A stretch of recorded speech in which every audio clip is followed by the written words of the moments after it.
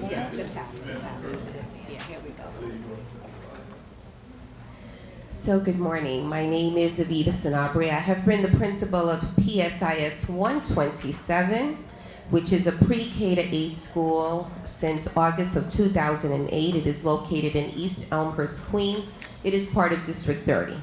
So I started my career 27 years ago as a paraprofessional. I became a bilingual teacher, a project read teacher, an ESL teacher, an assistant principal for 2 schools simultaneously, an elementary and a middle school in District 24. And in 2003, when it was one of the very first reorganizations, I became a regional instructional specialist for District 24, 30, and 32, until I returned back to being an assistant principal for 1 year. In August of 2008, I became the principal of the school that I am presently the principal of. So my hope is that you will be able to take away some of the following. What supports can you give your teachers when students have been disrespectful, disruptive, or disinterested?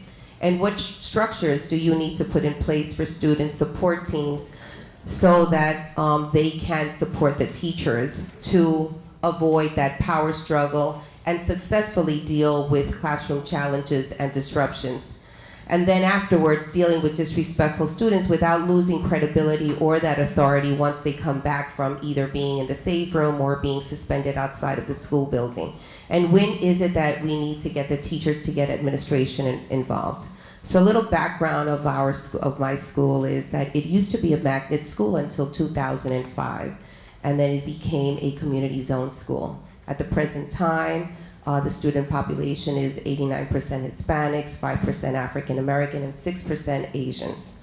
Since I have been the principal of that school, it has increased also in numbers from having 1,262 students to 1,472 students.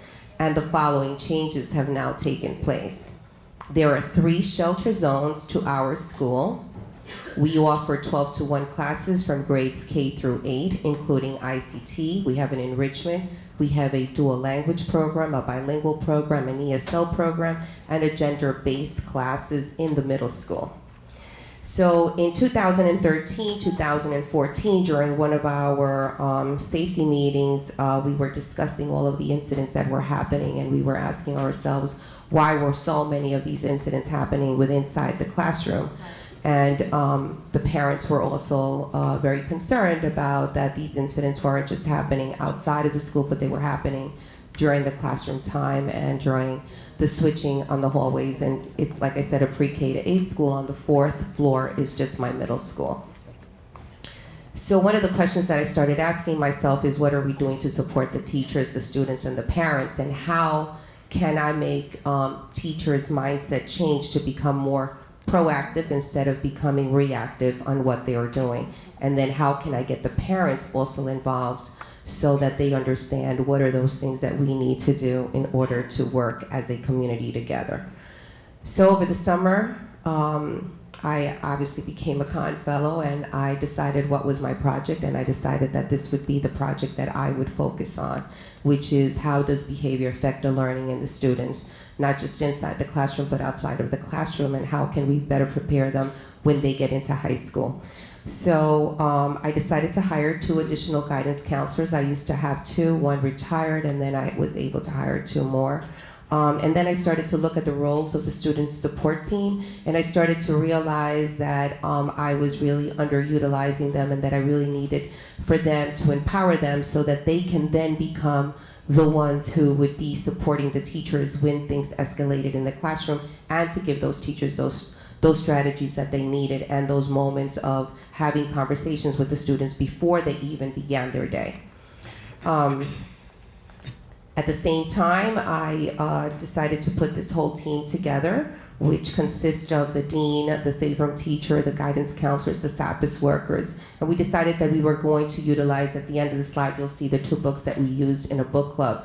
And we decided that we were going to give PD to the teachers on how to have better strategies to work with the students and how to have those conversations with the parents so that the parents can also support them when they make those phone calls, as opposed to getting the parent upset or getting them to come into the building and asking all the why questions. Why aren't you doing this? As opposed to how can we work together to de-escalate the situation. At the same time, the whole group also started looking at the incident reports, and we started to look also at what were some of the things that we had in place and what were some of the incidents and where they were happening. So we decided to even change our incident reports for the school by even providing the teachers with the discipline code books and what were some of the things that they should be doing and how to really work around that. So my project was a really beautiful journey, and I have to say that nothing is ever done alone, but I really had a really support group of my whole support team, but just even the teachers themselves and having them understand what the project was going to be about. So on the opening in September, I told them about the project, and it was, I'm not going to say, as my friend Wafa said, not a buy-in, but they really needed to understand what is it that we were trying to do and how that was going to support the community and all.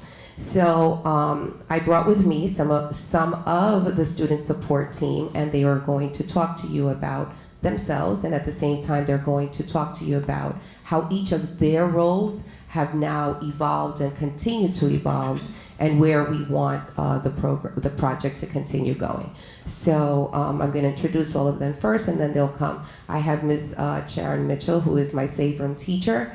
I have Ms. Sharon Middleton, who is my dean, and I have one of my newest guidance counselor, Ms. Tabatha Figueroa, and I have my parent coordinator, who also has been working very with the group itself, Ms. Lincia Hamilton. So, Ms. Mitchell. Thank you, Ms. Sanabria. Good morning.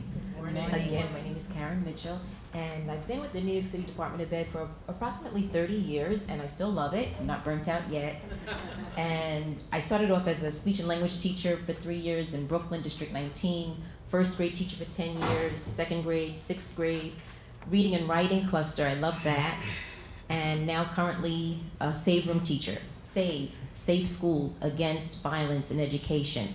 So it's just a designated area, as you know, where the students come for one of 3 reasons: lunch detention, principal suspension, removal, immediate removal. So when they're there, it's part of my job to encourage them. And before I speak about that, encouraging them, I sincerely and truly believe there are no bad students. They may have made a bad choice, a bad decision, so it's up to us, the team, to help them and guide them to understand why they did what they did. And then we can be a little more empathetic and understanding as to why they did, and we can better help them. So helping them, that's us, the team. So the framework of the student support team, it consists of the principal, psychologist, social worker, SAPIS worker, the guidance counselors, the dean, and myself, the Save Room teacher. We met on a weekly basis. We empowered the school community, the teachers, the students, the paras, the aides. We as a team introduced ourselves in September by going into the classrooms and sharing that if and when the students encountered a negative situation, that their teacher would reach out to one of us, or that they themselves could reach out to one of us. But key part is knowing that there is a team, that there is a group of staff members that are ready, willing, and able to help them in any capacity. In addition to visiting those classrooms in September, the beginning of the year, we stressed what respect looks like, what negative and positive behavior looks like. So we began the school year running with the student support team introduced. I mentioned that we empowered the school community. We empowered the team, we empowered the teachers. So the way in which we empowered the teachers, we had them participate in lots of professional development, sharing positive behavior strategies, discussing interventions, disseminating articles, How to Manage Behavior in Class by Roderick Carey, Mentoring Matters by Paul Dixon. We empowered the school aides, team building of the school aides, safer games, introduced board games during inclement weather, safer, so we could have and experience less fights, less altercations, fewer altercations. We created mottos or slogans: roll with the role models, roll with the role models. So we posted rules, and the students would address the rules and look for prizes or something positive and let us remind us, oh, Miss Mitchell, Miss Middleton, I'm following the rules, I'm rolling with the role models, just to encourage them. So the professional development continued. The Save Room position, it has expanded. It began as looking at the students' classwork, helping them with their classwork, making sure it got done.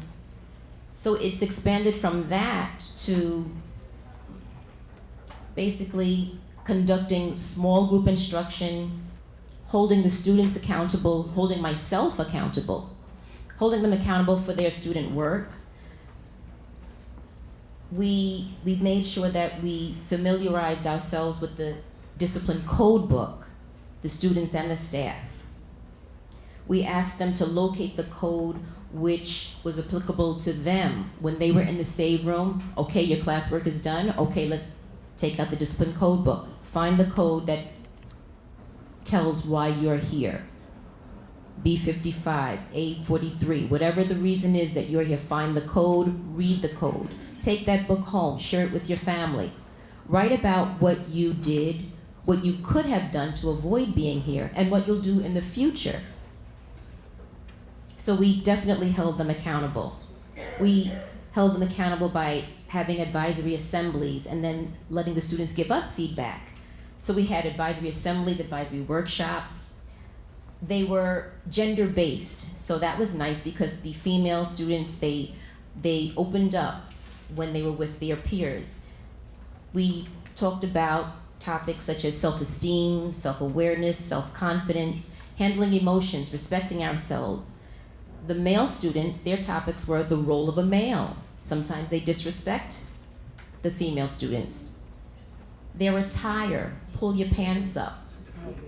And what was nice is that we had community members come in and they assisted us in addressing our students regarding those topics. So we had Mr. Andrew Jackson from the Queens community, who's the director of the Langston Hughes Library and Cultural Center.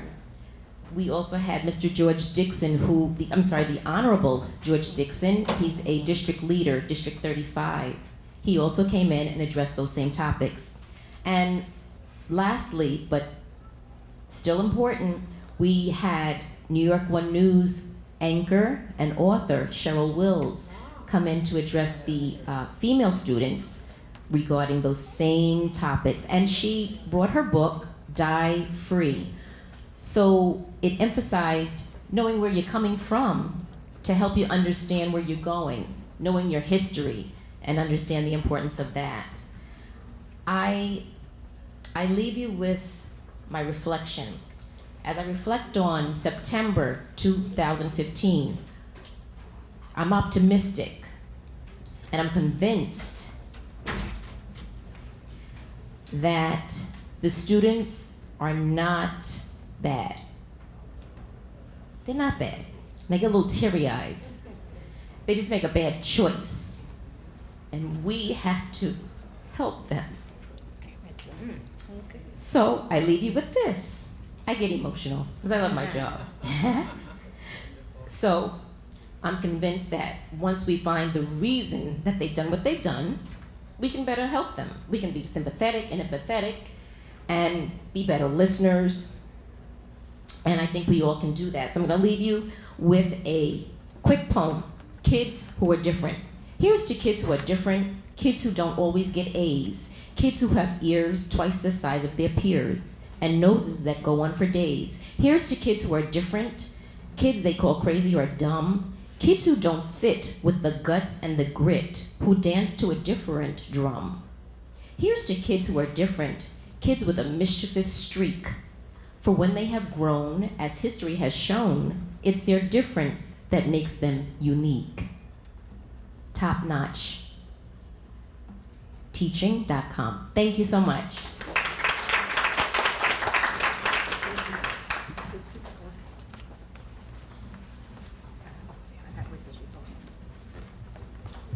Good morning, everyone. Good morning. I don't know how I can follow that beautiful poem. Ms. Mitchell surprised us with that one. It was beautiful. My name is Sharon Middleton, and I am currently enjoying my 4th year as the Dean of Student Discipline at PS 127.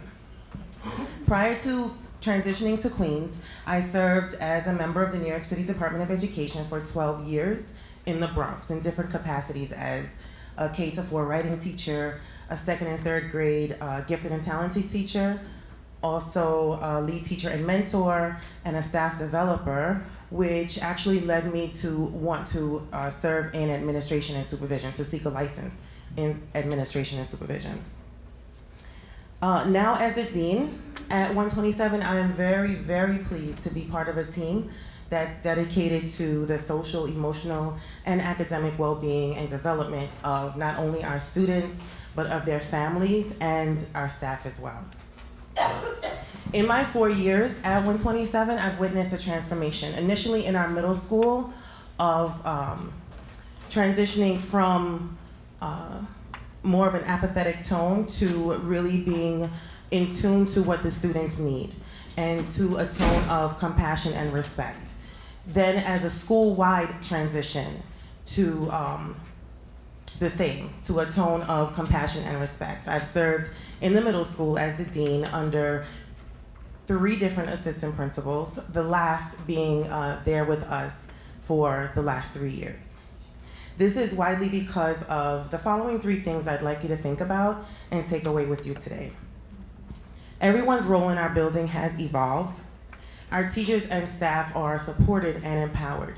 And our students understand that their role in the building extends beyond just their academic performance.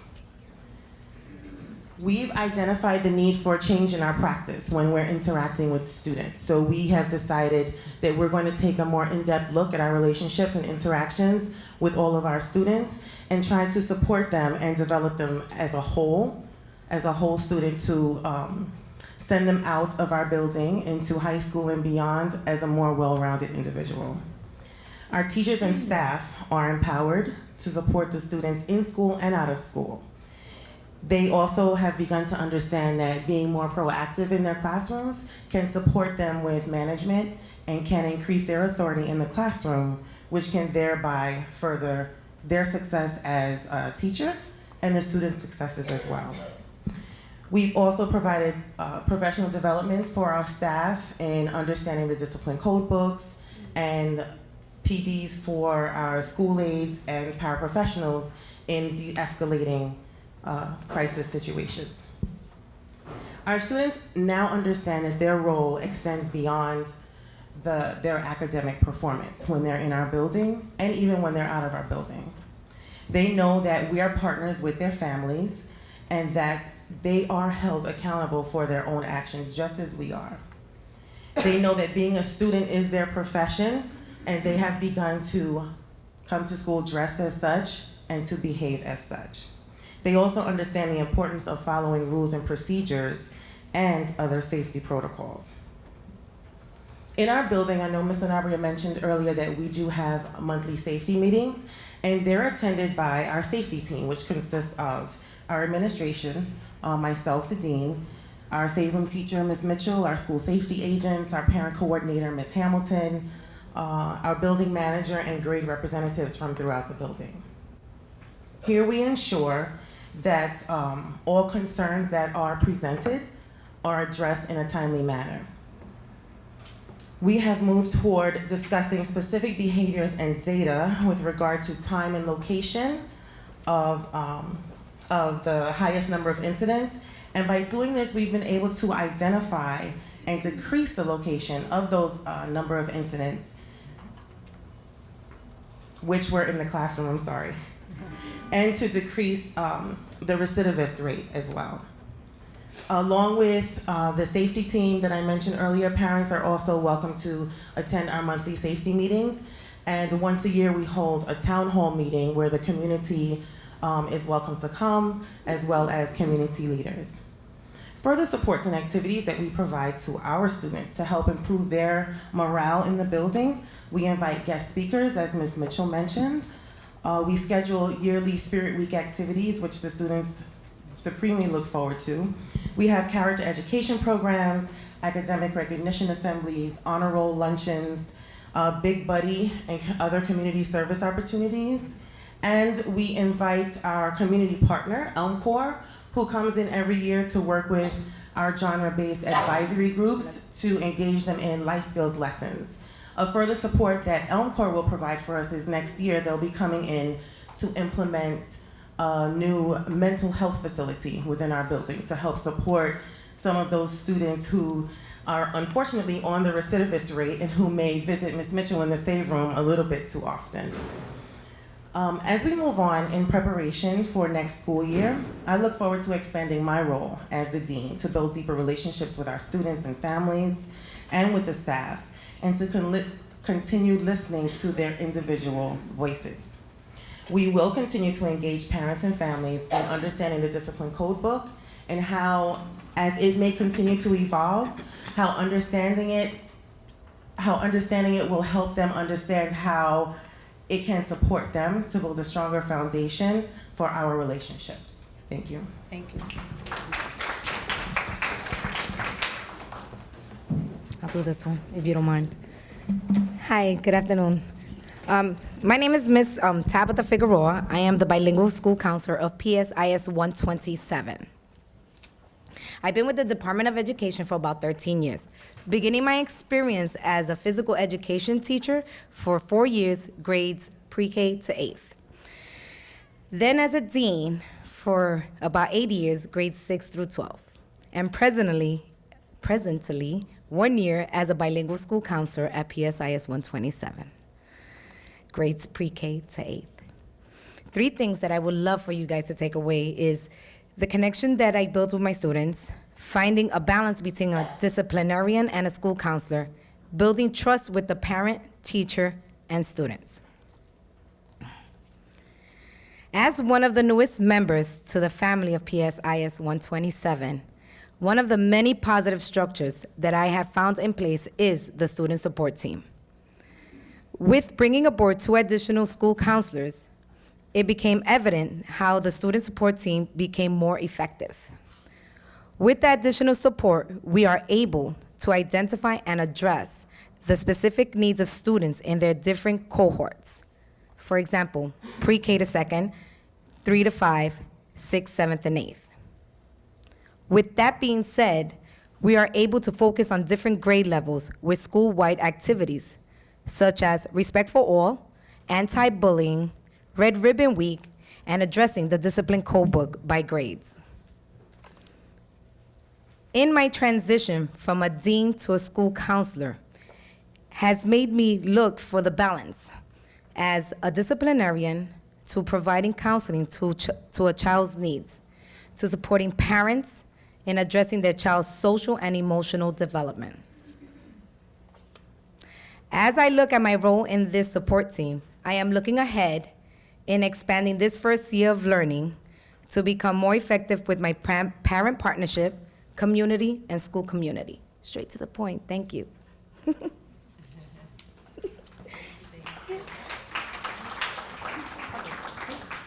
Good morning. My name is Lincia Hamilton. I am the parent coordinator at PSIS 127, District 30, located in East Elmhurst, Queens for the past 12 years. Prior to working for the Department of Education, I was in the business field. I am excited to be back here at Columbia University, where I have worked for 9 years in the Butler Library. I consider myself the bridge between the parents, community, and school. My role is to create a welcoming environment and to assure the parents that their voices matter. It is critical that parents' concerns are addressed in a timely manner. This puts the parents at ease and eliminates a concern from escalating. For example, the protocol in our school, as I'm sure in most schools, is to contact the parent as soon as the problem occurs as we complete the investigation. As the advocate for parents, my role is to get all the information and inform the appropriate student support team member. For example, our guidance counselors, deans, APs, principal. This leads me to the importance of communication. Keeping parents informed and involved is critical and supports student learning and behavior. In our school, we use several means to keep parents and community informed and involved. We host our annual Community Leaders Breakfast. This allows the community to get a better look at our school year and to see where their support might be needed. We also have a monthly parent calendar, bi-monthly coffee with the principal, parent workshops on a variety of informative topics, emails, phone calls, and monthly PTA meetings, and of course, Tuesday afternoon, 2:20 to 3:40 p.m., open door policy. Another critical piece is safety. What does safety mean? Parents must understand, in order to make sure that the entire student and staff body are safe, the school must have rules and protocols in place that they themselves have to respect and follow. For example, parents must enter and exit where the designated area with proper ID. Parents are invited to our safety town hall meetings to hear and further understand that we do take safety seriously. We have built a very good relationship with the 115 precinct. We also work closely with our chapter leader, building manager, and safety team.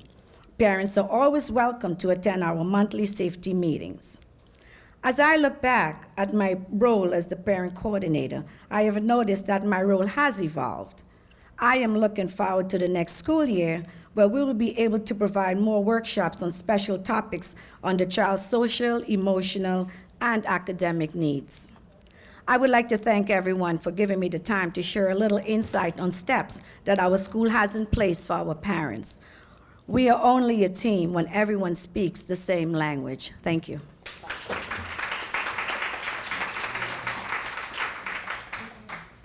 So I am sure that you have questions.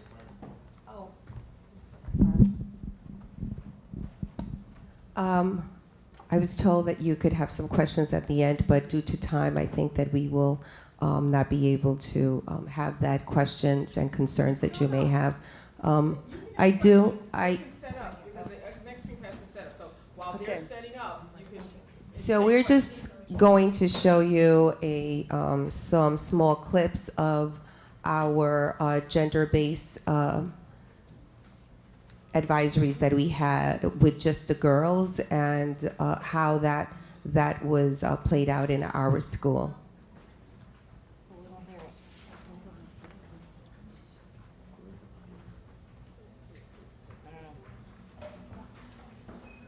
Okay. What about the next slide?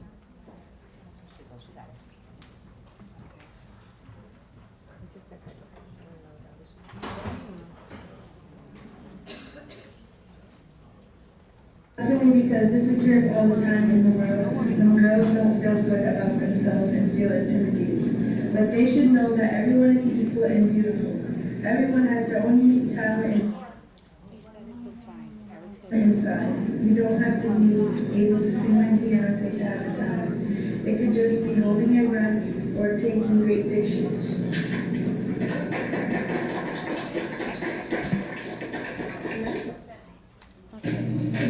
Smart, strong-willed, independent, confident, to be fighters, warriors, understanding, bossy, classy.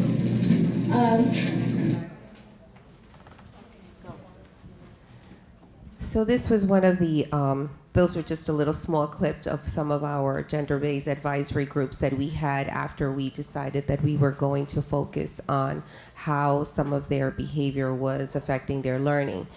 We also took a closer look, and the student support team decided that they would come up with a way so that teachers would have a sample of how they would look at an incident sheet and write it out, because even certain things were not in place and were not effective enough for us to be able to work with our children. One of the things that this project has made me look at is my leadership. In the past, I would only address my staff as a whole. When necessary, I would actually have like just small meetings. What this project has done, is that I have become really very more comfortable talking to my teachers in small group settings as opposed to a large group, and really listening to their concerns and being able to support them with whatever their concerns may be, or reach out to someone else who would be able to give them the support that they need. This is an ongoing project, and it will continue to evolve as we work together to understand, to listen to students, to listen to the teachers in the school, to support them, and to ensure that every student is in an environment that is nurturing his and her social, emotional, and academic lives. I leave you with this quote. I find the great thing in this world is not so much where we stand as in what directions we are moving. We must sail sometimes with the wind and sometimes against it, but we must sail and not drift, nor lie at anchor. Thank you, Ms.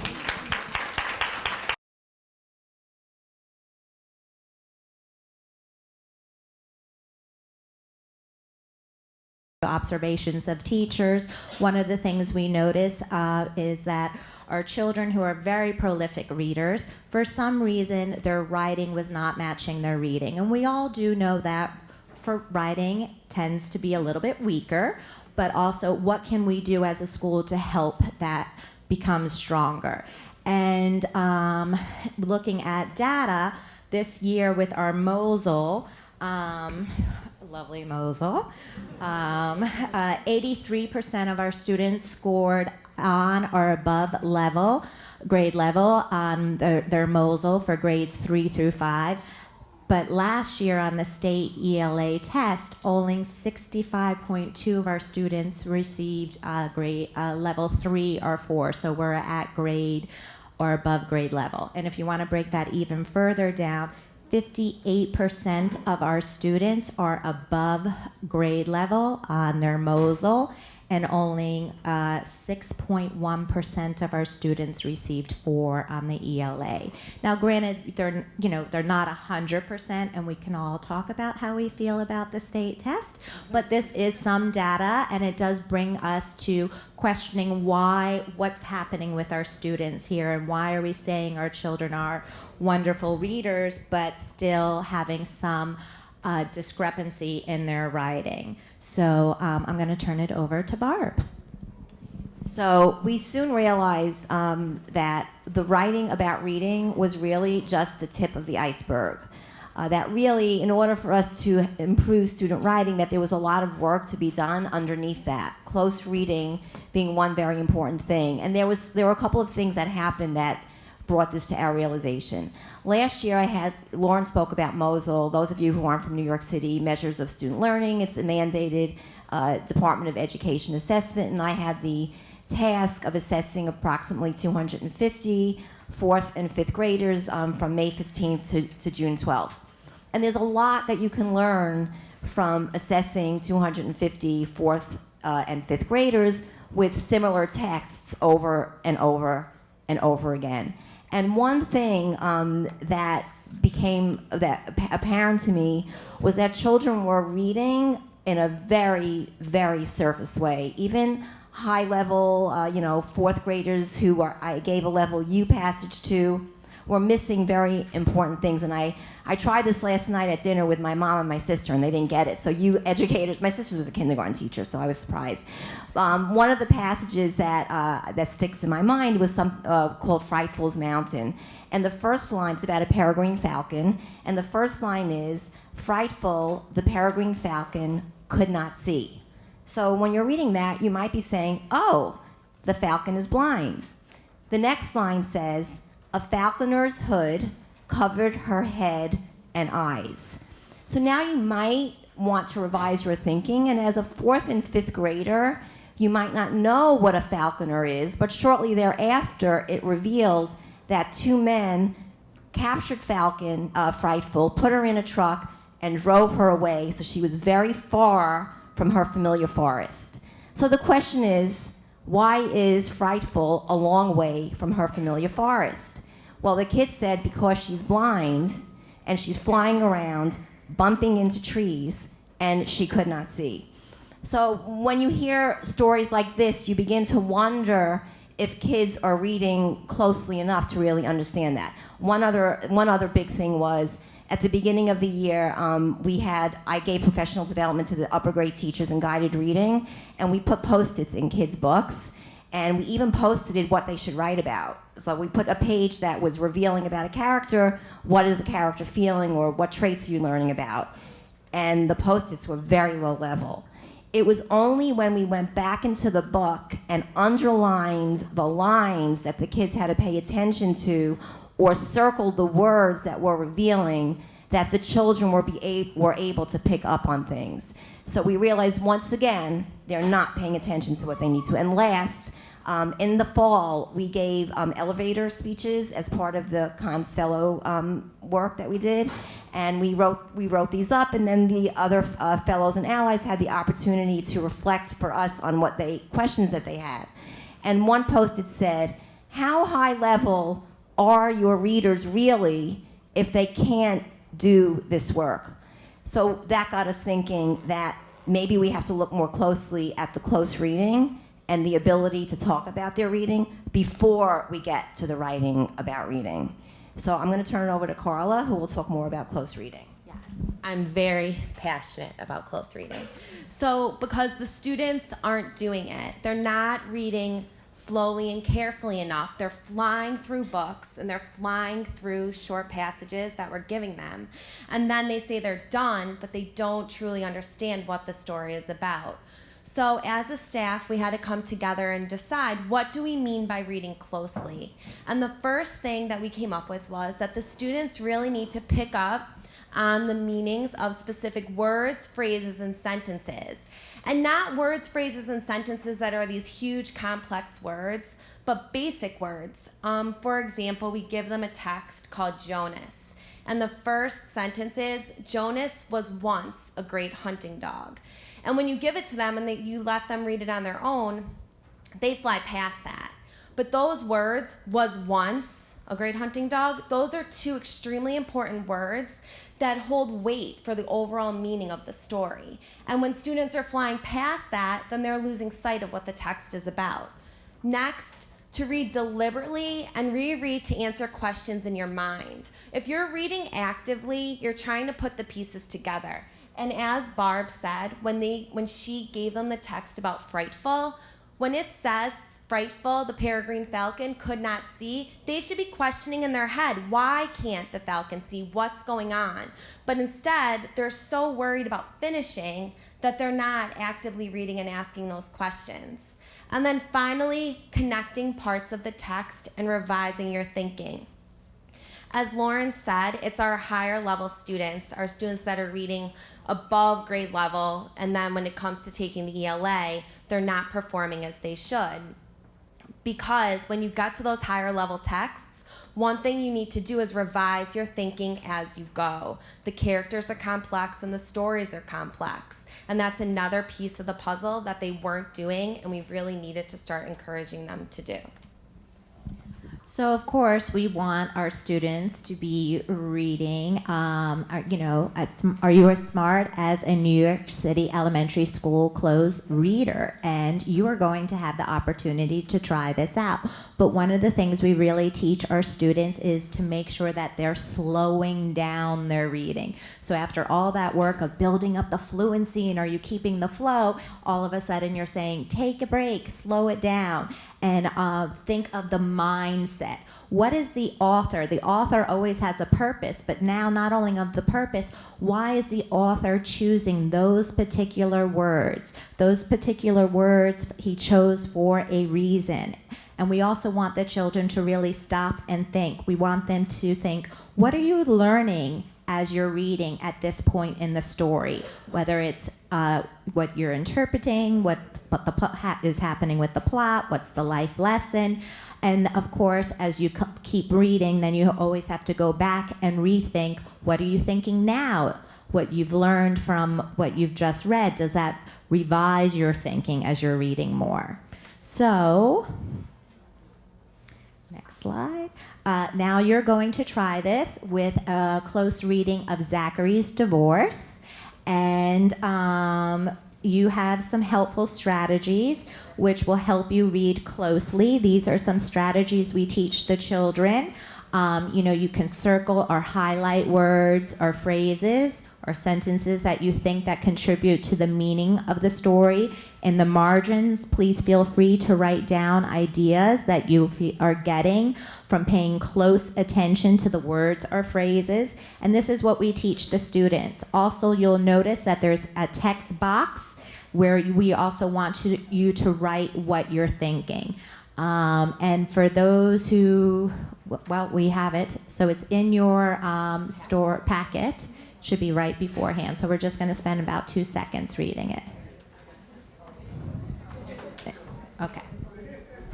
Right, and if for some reason it's not in your packet, this is the text without the text box. So take a minute, you can talk to your partner, circle words, read closely. Don't fly through it, only get through a paragraph.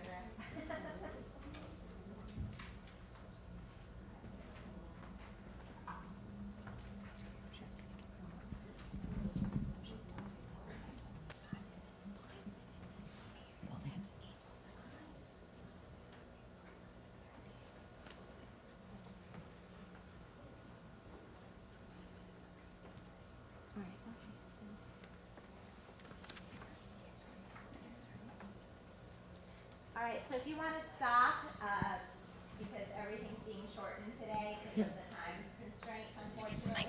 So if you want to just stop for a moment and turn and talk to a partner, something that you're noticing, that would be great. Or anything that you noticed you'd like to share. Don't mean to put you on the spot. That's good though, that's all.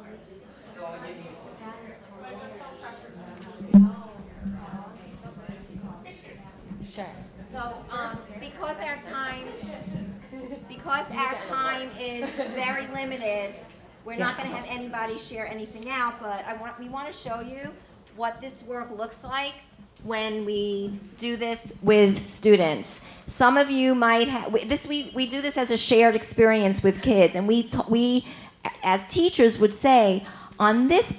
Zachary's divorce. That's an interesting title. Usually it's two people. I wonder why it's like Zachary's divorce. I have to pay attention to that.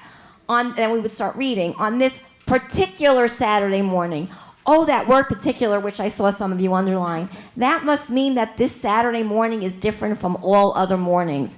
So we would mark up a text like this with students. It is really amazing when you do this work, scaffolded with students, what they begin to realize they're missing when they go back to do it themselves. And the thinking boxes are put in there for students to write their ideas, and we have conversations off of those. We have to talk very quickly because we're limited. So now we're moving up the iceberg. We're getting to talk about reading. As we know, talking very often precedes your ability to write. So we had to listen in to figure out how our students were talking about their reading. We videoed book club conversations, we videoed whole class conversations, and we had conversations with teachers about what we were listening for when we were actually trying to assess their ability to talk. So one thing is, do students have ideas?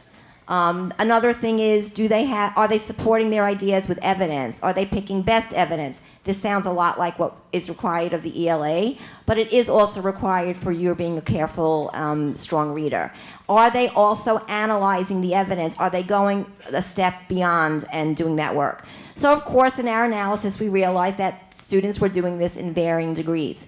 We had Teachers College staff developers who helped think about ways that we can lift the level of conversations. And one thing that we felt, especially with 3rd and 4th grade students and some 5th grade students who needed this, would be giving the kids prompts so that they would learn the language of which to do this kind of thinking. So the slide that you see up here actually represents 3 different strips that the kids had on a loose leaf ring that would help them, that would scaffold them in a conversation if they needed it. So to support evidence, for example, you might say in the text it says. Somebody might say, guys, we're going to look for another piece of evidence. Use your prom card. And they would go, another part says.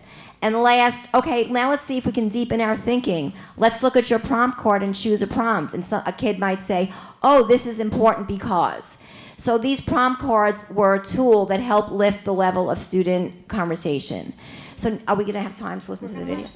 Okay, I'm rushing very fast because we said they have 5 minutes. So we're going to watch this video of the children, and You're going to listen to see what the students are doing well, and we'll imagine some next steps for them as well. In the end, it says, like, oh, there's so much to do here. Yeah, there's so much to do here. I'm not going to think of that. On the last page, it says, but I really don't know what I'll have the time. There's just so much to do right now. Yeah, and that's the last sentence. It kind of, like, sets it up. Yeah, so that's correct.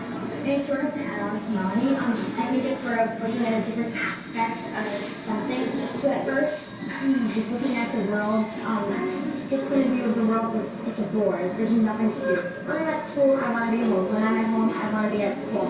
But then as he continued and he was in the island of conclusions and through all these little places, he started to learn more, and he learned like everything isn't always what it seems at first. Like things can grow, things can get better. And at the end, as we all just saw on the last page, it says that he has so much to do right where he is, and now that he's looking at a different aspect of this whole entire world, he has a different point of view when he thought of it. But can I ask something of mine? So I know I said the lesson was focused on the little things, but I don't think that really applies to what I said. So maybe what can apply to what I actually said is something similar to what Mackie said. Like things aren't as it seems, and everything is not how it seems. Yeah, so like you can't always expect what you want to expect. My little first thing I actually wrote about is pretty much like the same thing as what you actually said. My little lesson is that if you know exactly if things don't seem like fun or interesting at first, you just gotta look at it in a different aspect. Why don't we look at the first page and look at I see go down, but exactly like it said right in the story. It said he was lovely at all the things the books that were too much trouble to read, the schools he never got to read, the stories of the really had even enough. But at the end of the story, after he'd gone to the children, it said, and in Maryland, things like that, there were books that could take you anywhere, and things to invent and make and build and bring. And so that kind of like showed that just that one trip had such a big impact, and like they just looked at everything differently from that trip, and then everything seemed to make sense. Yeah, like the first sentence says, there was once a boy named Milo who didn't know what to do with himself, not just sometimes, but always. You see, from that, and then to the end, where he's like, there's just so much to do with everything I have. Yeah, and the last sentence is, last 2 sentences. Well, I would like to make another trip, he said, but I really don't know when I'll have the time. There's so much to do right here. Yeah. You can see how much his life's changed from that one journey. Yeah. Well, So one of the things that we would do would be to analyze the conversation, and I think you could see that the children were prepared to talk. They had already done writing that helped lead their conversation. They had ideas to talk about, page numbers in their books, and they used their writing to support their ideas.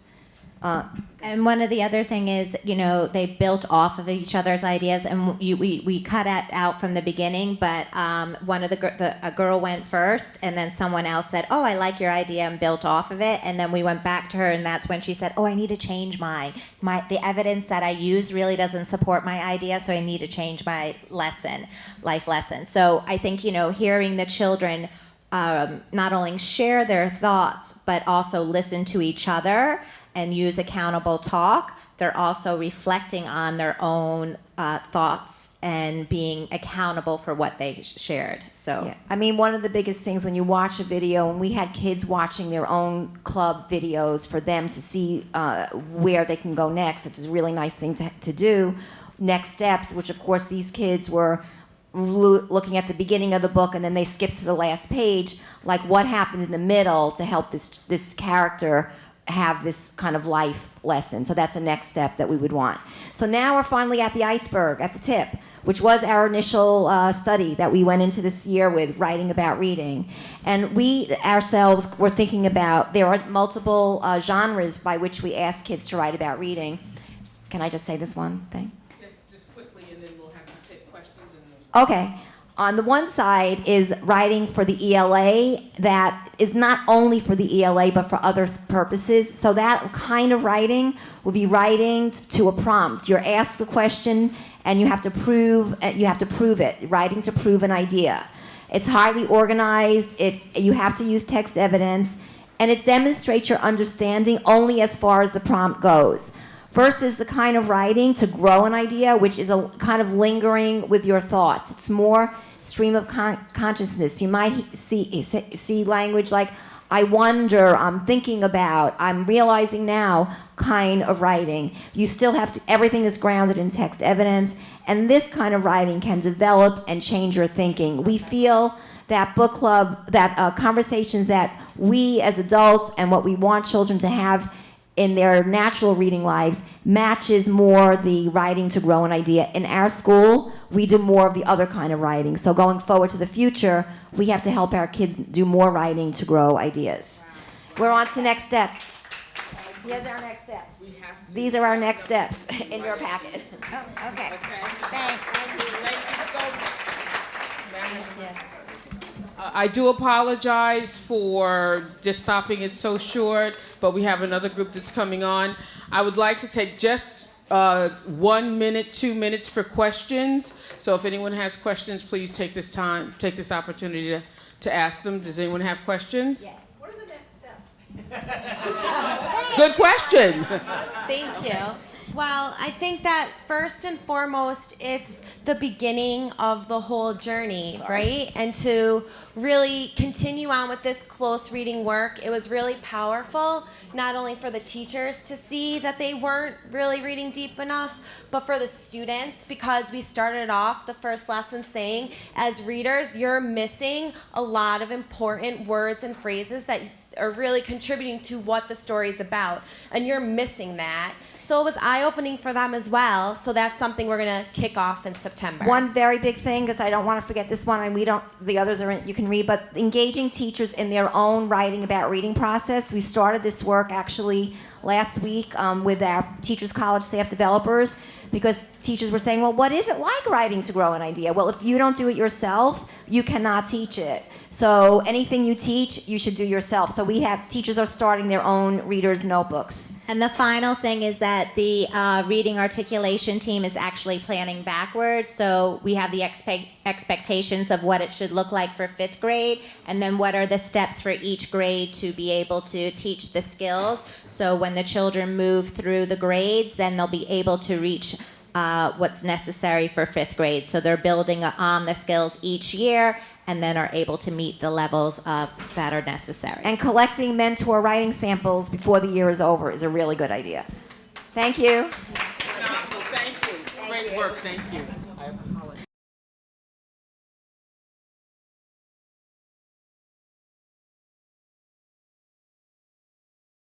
Poland. I'm from Lower East Side Preparatory High School, and I think I'm completing 13 years. My 13th year at Lower East Side Prep. And I just want to say that I wouldn't be standing here without my team. I know other people talk about teams, but we really do run the school as a team and a lot of collaboration. And I couldn't have made it through the year, let alone the Con Fellows, without Renee and Sam. So I just want to. Okay, at this point, hopefully everybody has a card with a description of a student. So read the card and look it over and try to be that person. Okay? Try to imagine that you are that student And as that student, imagine the relationships you might have with the others, the values that you have, how it would be to do your homework, what study skills you might have, and would you have any time for extracurricular activities, and then amplify it, because all of the students at our school are overage, undercredited, it's a Title I school, and about 75% of the kids don't speak English. So I want you to just be that student for a minute, and I'm just going to say that in 2015, a study was conducted by Scholastic and the Council of Chief School Officers, and they say that the greatest barrier to school success is not what happens in the classroom. That in K-12 schools, the real problems have more to do with family stress, with poverty, with learning and psychological and social problems. So, our challenge, how do we make success with these kids? How do we remove barriers for them? How do we move ahead and make an academic setting for them that they can focus on? So, some years ago, I became acquainted with the practice of mindfulness, and we decided that we were going to try it with the students. And I learned that it helped people become more aware of both their internal and external abilities. So now we're going to do something with you. How do you feel now? Good? Really? Remember, you're that student. Okay.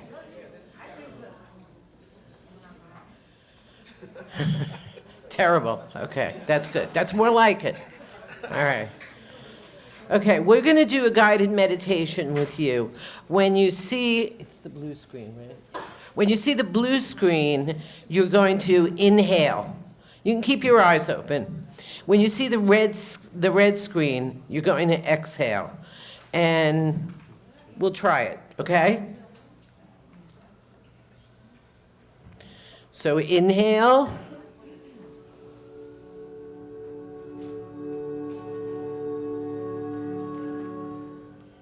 And exhale.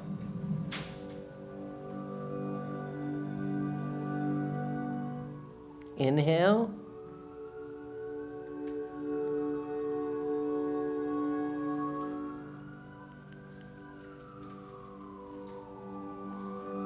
Exhale.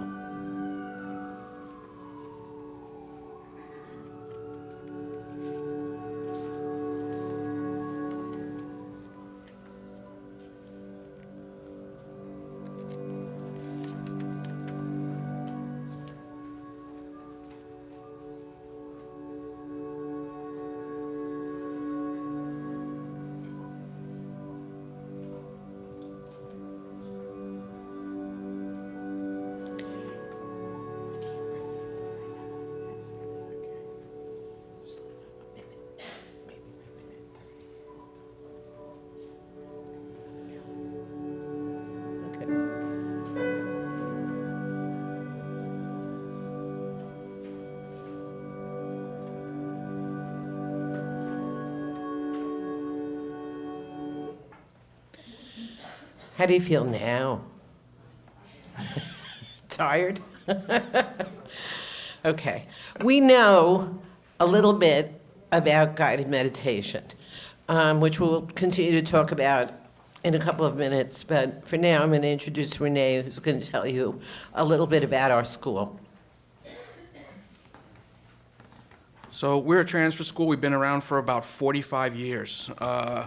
We've been there for the last 13. There's 11 ESL teachers, 16 bilingual teachers in both Chinese and Spanish, and 4 guidance counselors. We have about 535 students, and they're all overage, undercredited, 17 to 21 years old. 75% are new immigrants, mostly from China, the Dominican Republic. We have some from the Ivory Coast, Nepal, Haiti, And they all come for different reasons. They're refugees, they come for work, they come to learn English, and they come to go to college. 25% of our kids are coming from city schools or out of state, or even charter schools that don't want to work with them. So some of them are unhappy, most of them are unhappy, they're unsafe, they're unsuccessful, they've been pushed out, and we're trying to give them a place where they can find success again. Our population has changed over the past few years. We had a very large Chinese population, very small Spanish population. But over the past 5 years, the Spanish population has grown, the Chinese population has gone down a bit. It's kind of a good thing in our school, because now the kids are forced to speak English to each other, because there's not as many, all the Chinese students used to just speak Chinese to each other, and that was not good. So this gives us an opportunity. And also there's cultural differences. You'll have the Chinese students who are a little bit more reticent, a little bit more quiet, dealing with the Dominican students who have a little bit more vibrancy. So it's a nice cultural mix from the extremes. But with the changing population, we also have a lot of new issues that have arisen, and including mental issues, family issues, addictions, cultural issues, and just students being at risk. A lot of the mental issues include rape, molestation, abuse, peer pressure, bullying, anger management, suicide, fighting.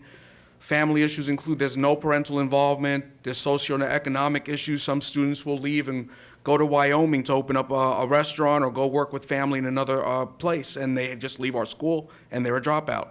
Pregnancy, gang activity, homelessness, addictions to drugs, nicotine, alcohol, video games, cultural issues, including the language barrier and the fear of INS, and also being at risk, being a SIFE student with interrupted formal education, special ed students, and just students with skill deficits. So we believe like every student in our school is at risk. Every student comes with some level of damage, and we have to try and figure out how do we help them. So in addition to all the programs that we offer, as a team, as a community, we tried a lot of different things. So like meditation was one thing that we tried, and we did a few other things. So that's what we're going to move to next.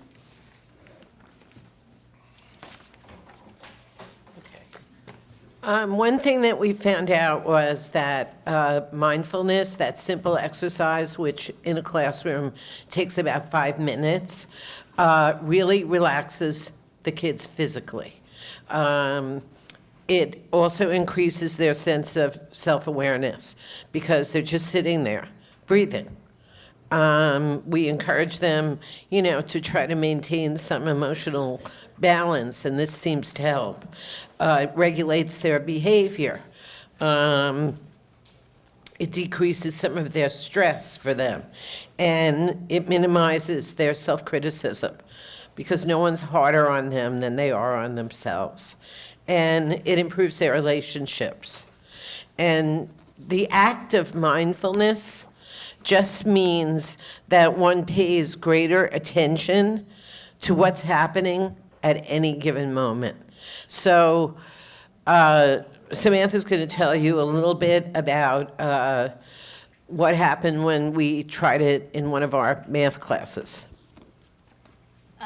In Miss Lee's algebra class, this class came up from lunch, and kids coming up from lunch, they're a little energized and they really want to talk and continue their lunch period. But it's an Algebra 2 class with kids who have failed the class before and they're taking it for the 3rd, 4th time, or they're very low skilled and they're ESL students. So they have that inert, I hate math behavior. And so she tried it over the course of a couple of weeks and had that same video playing the first 5 minutes, and it was a transformation in her classroom. The kids not only scored 20 points higher on average on the weekly quizzes, but the kids asked for that breathing time so that they had that time to just stop and really think about what they're going to be doing next and really achieve a little bit higher than if they were to run from lunch to math. And I just want to say, lest you think that we're a bunch of 60s flakes, my APs are a lot younger than I am. One additional thing that we brought to the school was something called pet therapy. It was really hard to bring it into the schools because of the animals and working with DOE and getting approval. But what they did was something called the READ program, where students, they were trained dogs, but students read stories to the dogs. So it not only helped the ESL students build up their confidence in reading, but the dogs were trained to figure out who was in need of extra love. And so they actually went straight to the kids who were the most damaged, like the ones in your cards. And I think every year for the last 11 years, I've been going camping with a group of about 100 kids. He's so lucky. But it's been a real experience, because it's like a lot of these kids don't have the opportunity to go on a vacation, and just to take them out for 3 days and 2 nights, and to be in the woods and to have a campfire and to experience those types of things. Again, it takes away from some of the stress that they're feeling in their lives, and it gets them out of the neighborhood, and it gets them to see a life without the stress and the things that they're dealing with. So this has been those are the big group of them that went this year. One of the other things that we also tried is build a gardening club. Gardening has been shown to decrease cortisol levels and build self-confidence in them. When they take care of another living thing, they kind of reflect back and try to take care of themselves, and that has also been widely successful.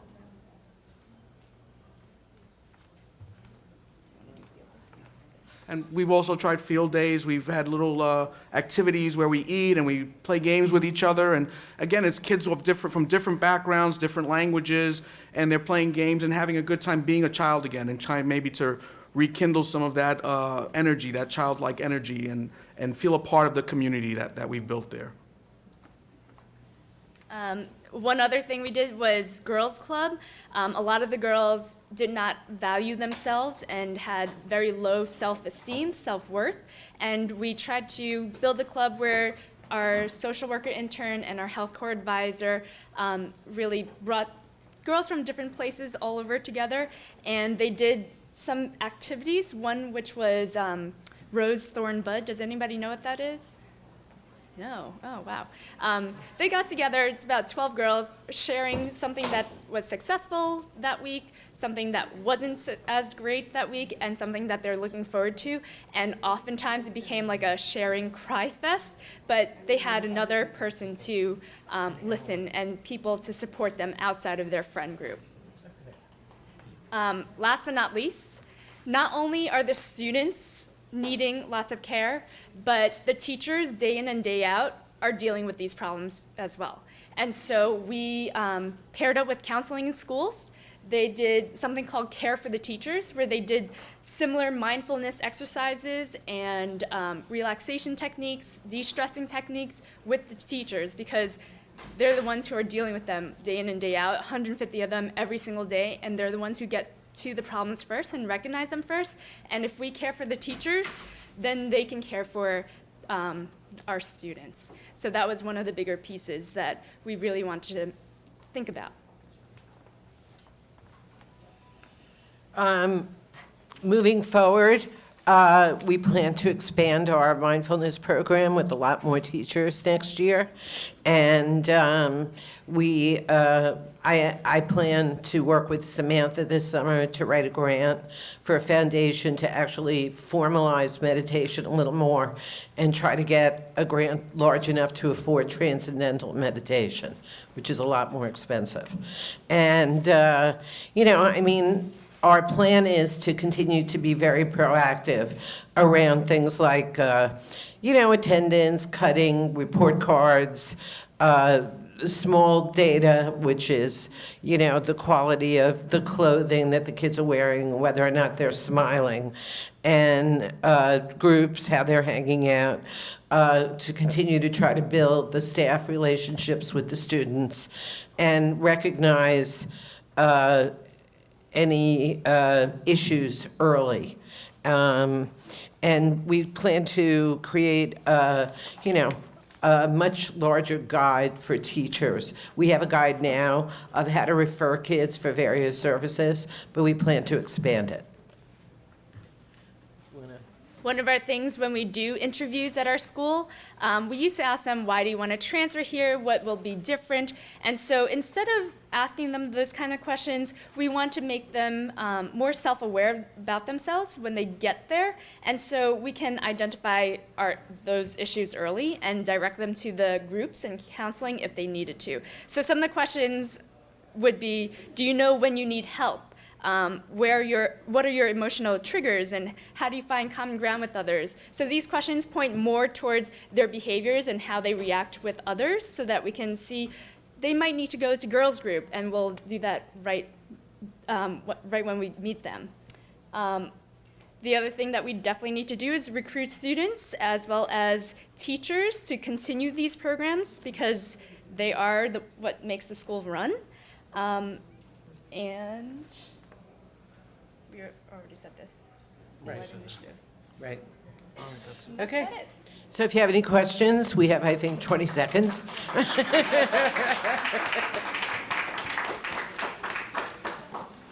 Okay, thank you for your attention and everything.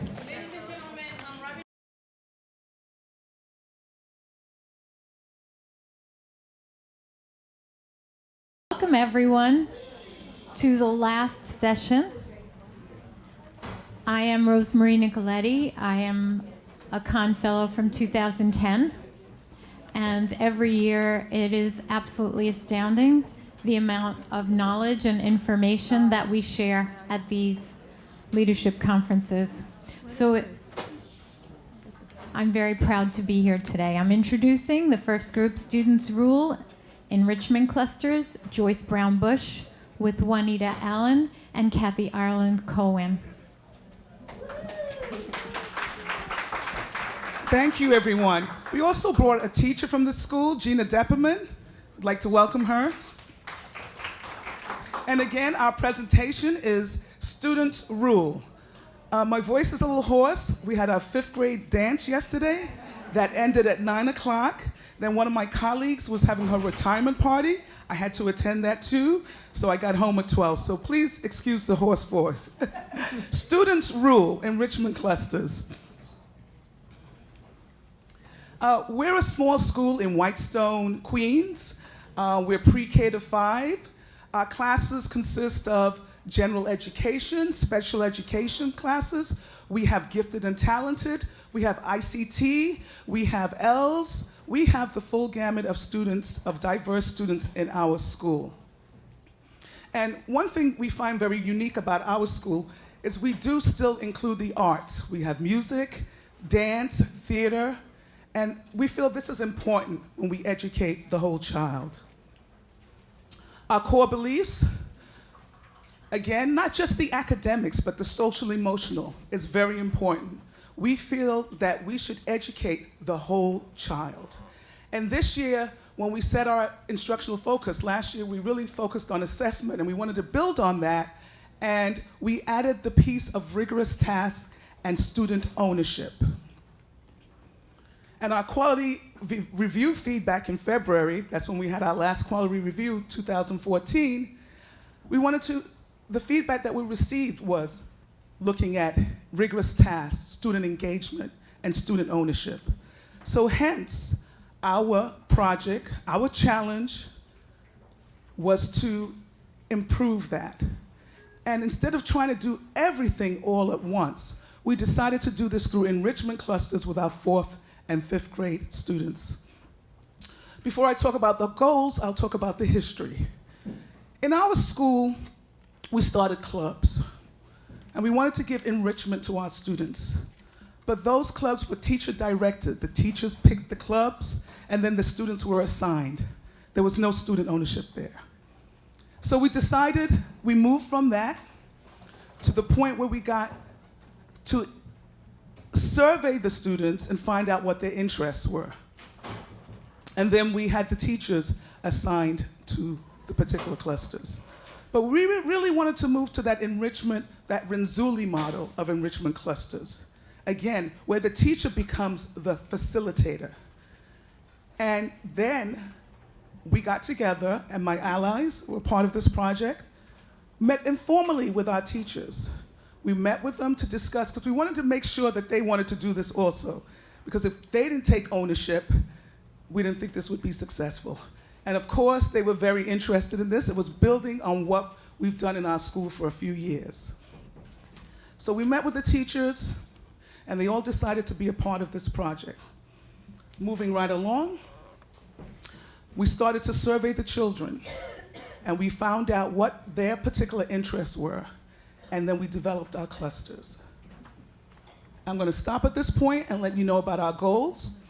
It was to establish the enrichment clusters, give student choice and ownership, and increase student engagement and rigor. And also incorporate the Common Core learning standards. And not only that, if we could do this in the clusters, then we would hope for that transfer to go into the classroom. Because we know when we talk about Danielson, I don't hope it's not a dirty word here. When we talk about Danielson and student engagement, that highly effective is when students have ownership of their own learning. I'd like to pass the mic over to Kathy.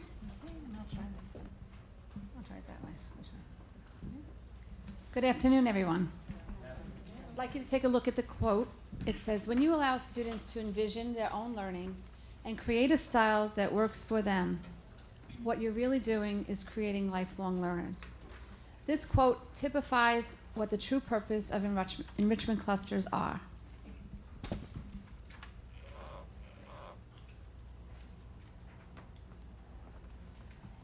What does enrichment mean? Enrichment learning is designed to create a learning environment that enhances real-life problems. Students not only increase their knowledge base, but they increase their creativity, their critical thinking skills, their problem-solving skills that help them to become citizens in a global world. Enrichment learning is the vehicle in which that comes together to form student-developed products, presentations, performances, and services. And learning and teaching focuses on enhancing that knowledge and acquiring those skills. It's really interesting when we walk around seeing the children in their clusters, seeing how they're taking what Mrs. Bush was just saying, ownership of their learning. When they're interested in what they're doing, they're excited about what they're doing, and you see it shine through in their presentations. What is an enrichment cluster? An enrichment cluster is a learning situation that is designed for them to produce a product or service that will have an impact on an intended audience. Right now, they're working together in many different clusters, and they're coming up with their own ideas of what is important to them and what is important to their audience. During enrichment clusters, they're non-graded groups of students that come together during specifically designed time blocks. In our school, our clusters meet every Friday, first period. Typically, some children would be, Friday, I don't want to come to school. But in our school, it's Friday, I can't wait to get to school because I would like to be there for my enrichment cluster.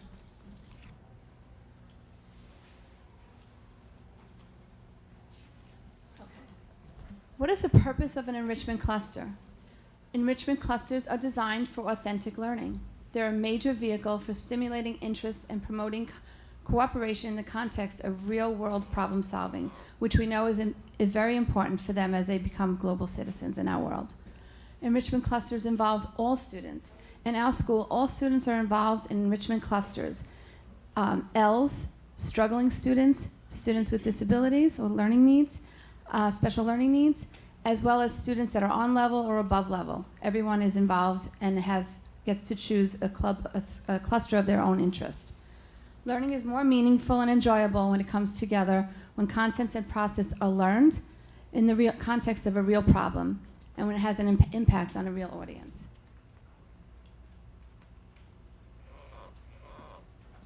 How do you facilitate a cluster? I think Mrs. Bush might have mentioned in the beginning that in the beginning of the year what we did was our teachers came together in a learning session, a professional learning session that we conducted, and it really was a lot of fun. The teachers got to simulate an enrichment cluster. They had to come up with their own cluster, and of course they were obviously different than the students, so you'll get to see that later, and it was really a lot of fun. We learned a lot from them, and they learned a lot from us. But it's important that the teacher and facilitator teacher or facilitator of the group, they should have some interest of obviously in the cluster. They don't have to have all knowledge, but they must have interest. As we know as learners, that we all, when you're interested in something, you do a better job. When you're interested in something, you want to see the project through. You follow it through. If you don't have interest and you're forced to do it, a lot of times they fall back and they don't complete it. This is not so with our enrichment clusters. They see it through and they have total interest in it. So it's important for the teachers to also feel that interest in the topic. And that helps the students to be able to achieve the clubs, the enrichment clusters are totally run by the students. However, it's important for the teacher and the facilitator to be able to have content knowledge, to be able to help the children achieve that by possibly knowing something about resources. We still have to steer them in that direction and help them. I'm sorry. Okay. This is a breakdown of a newspaper cluster, and the clusters meet once a week. The students choose what's to be included. They work collaboratively, designing the layout, delegating positions, and deciding what they want their cluster to be. Just like I started with a quote, I'd like to end with a quote. The only constant is change. This is a quote from Sam Walton, the founder of Walmart stores. It serves as an ideal model in helping us achieve our goal to motivate our students to become lifelong learners, critical thinkers, problem solvers, and active citizens in a ever-changing global society. I thank you, and I'd like to turn it over to my fellow ally, Juanita Allen.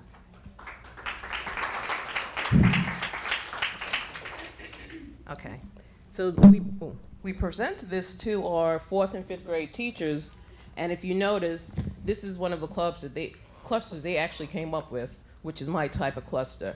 Mm-hmm. It's wines and spirits, something we know a lot about, and they actually took it from the resources all the way down to the authentic audience.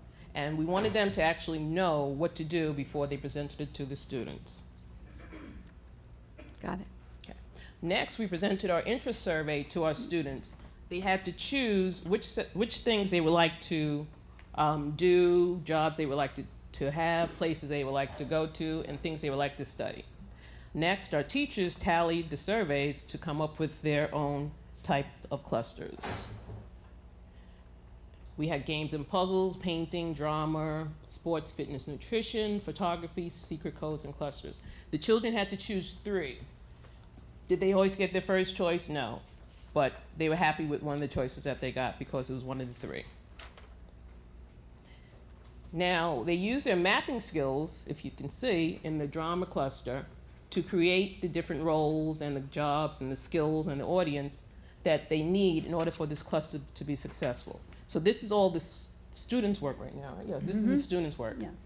Puzzles and games, sports, fitness, and nutrition, painting, photography, secret codes cluster. And this is some of the feedback that we actually received from the students. How has the enrichment cluster affected the way you learn? And this is just a couple of different quotes that we got from the kids. Drama, yes, it taught me to be less shy and to be more social. Nutrition, it has affected the way I learn because I learn more about health and more about fitness every day. So this is just a couple. And this is the beginning of the cluster. Our teachers are also learning. Okay. What did you notice about student ownership in your cluster? The bottom is very powerful. It's okay to let a bit of control go to the students, which is very, very important if you want the students to take ownership of their clusters. Secret codes. What are you learning from this process? They're excited and engaged.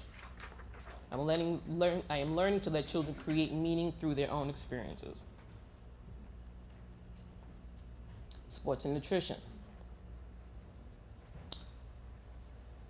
Okay, let's go to the bottom, that she's motivating students to participate in multiple aspects of the cluster by creating multiple work products during the cluster that are meaningful to all the students. So we have all students in there, L's, students with IEPs, so they can all be successful in the cluster. They all have different roles which they can, and they actually come up with, and they know that they have to have an end product, so they have to have some type of knowledge about the subject too. Photography. Go ahead. Guys and dolls. Oh, and here's our interview. Oh, sorry. I'm sorry. I interviewed one of our students, And how and do I this get is him on? at the end of our cycle in May. Wait, I just don't know how to get him on. Can you just help us get the video on? Sorry. He's in our sports and fitness and nutrition club. What's that? Yeah. So we surveyed the staff and students in February, and then we did a follow-up survey in May.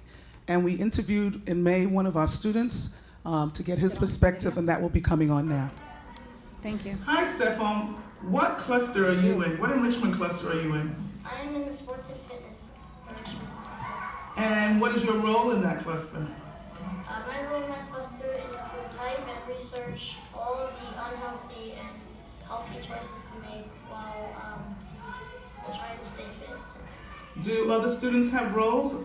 Other students have roles by creating new sports and other new ways to exercise and stay fit. And what have you learned from being in this I cluster? have learned a lot of new ways to exercise and a lot of unhealthy foods that help stay fit and also stay healthy. So is the teacher telling you everything to do? No, I'm mostly using my own creativity to type up the menus, and I also work with, most of the time I work independently, and sometimes I work with one or two partners. Right. And how does that feel? It feels very comfortable that I can use my creativity to create menus that other people may like, and also take some suggestions from other people. Thank you, Stefan. Okay. He was good. He was good. Okay, so now, what do the teachers notice about student ownership in the clusters? And if you can read that, some of the key words, the students have chosen different activities. So once again, we're putting this into the students' hand and let them drive this cluster. Another powerful, they were in charge of what they were learning and the ways they were going about learning. Student ownership once again. So the teachers are also learning how to let go and let the students take control of this cluster.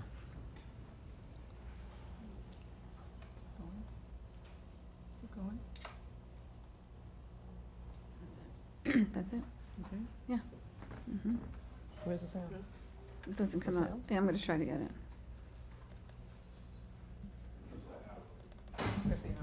What? I'm trying to click on the arrow here. Oh.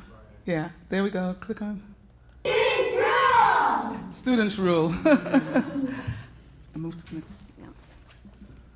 So our next steps are to rethink the time frame of the clusters. Should we have it twice a year, once a year? Also, should students have the opportunity to participate in two clusters, and that would determine the time frame.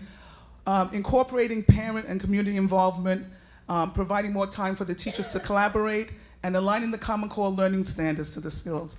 And also, as an administrator, following up with observations in the classroom to see if that learning has been transferred. So we have a few more minutes, and we're going to ask if you have any questions. We have the teacher of Stefan here, who runs the enrichment cluster and for sports and fitness. So if you have any questions, she's here, she can answer. Yes?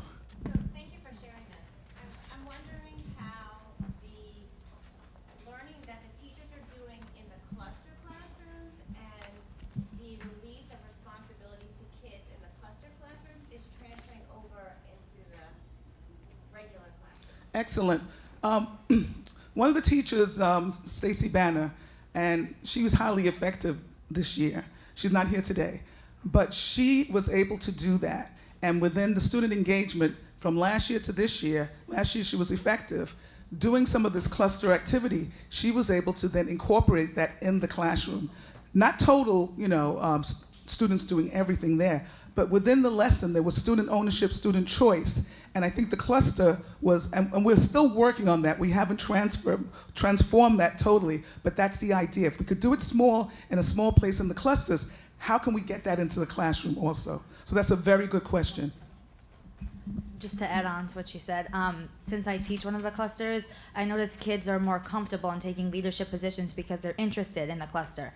And then it builds their self-confidence amongst their peers. And then it automatically just in the classroom, oh, I could do this in my cluster. I could also do this in the regular classroom too. Stefan's in both my cluster and my regular class. And I've seen a big change in him just from that.